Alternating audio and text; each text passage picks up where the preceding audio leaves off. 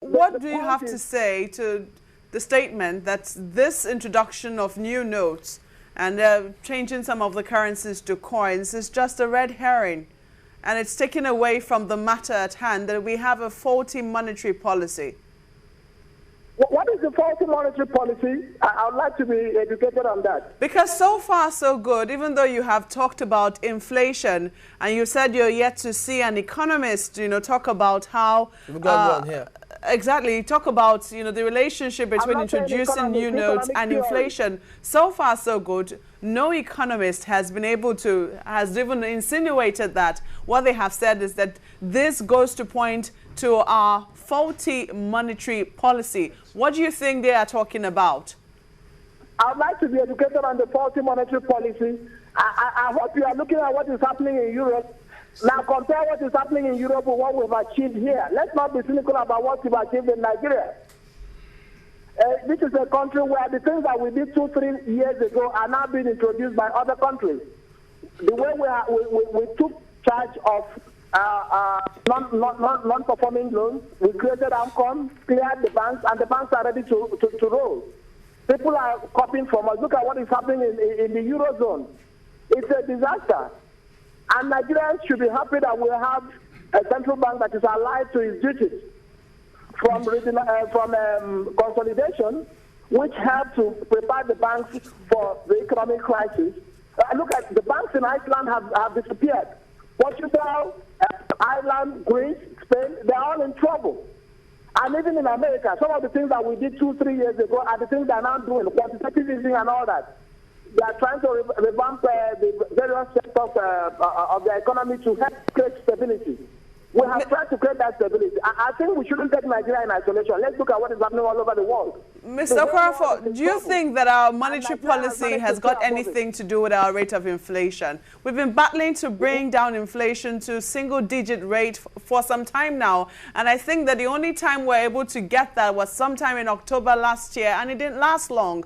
Do you think that this has got anything to do with it whatsoever?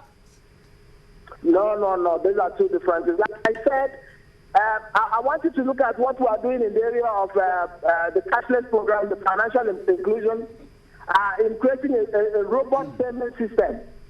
And please, there are other serious matters that we need to look at as a people. We want to recreate the middle class. And I think that is part of what we are doing in totality. Let's not be distracted by the fact that we are trying to revamp the same people. Let me just be very stark. The same people who are condemning the introduction of the 5,000 naira notes, when they go to the banking hall, if you want to pay them with 100 naira notes, they'll tell you to give them 1,000 naira notes. And I can assure you that in the next 1 year or two, there are some people who, if you want to play them with anything, like if you're taking a large amount of money, you would like to have a particular denomination that will be easier to manage. That's all we've done. It doesn't increase money supply. And in any case, you don't have to use it. Let me tell you, America, do you know that they have the $100,000 bill, the $10,000 bill, even though they are legal tenders not being used? The people, what is normally being used all over in America is the $100 bill, which is about 15,000 naira, 16,000 naira. This is totally, it's like 3 times what we are using in Nigeria. In the UK, they have 50 pounds, which is about 12,000, 13,000.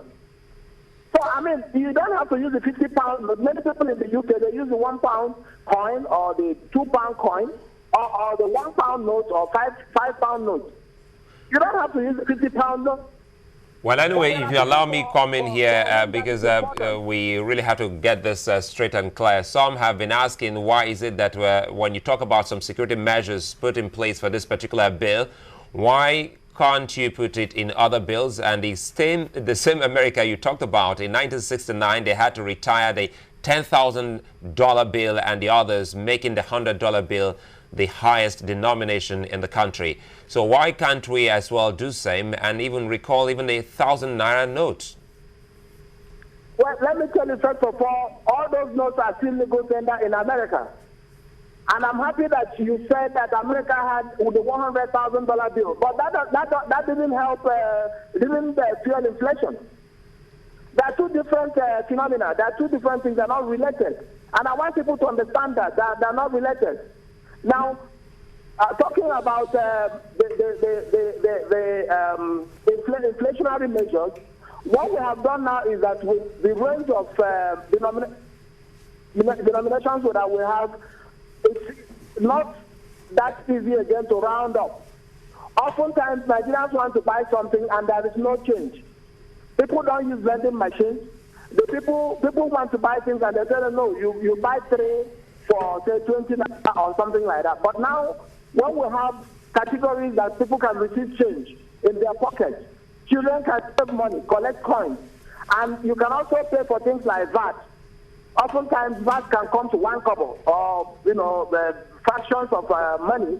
So you now have better ways of dealing with those kind of fractions. And I would think this is a better structure for commercial transactions. All right, Mr. Okorafor. The other thing that is important is that we have taken charge of our patents.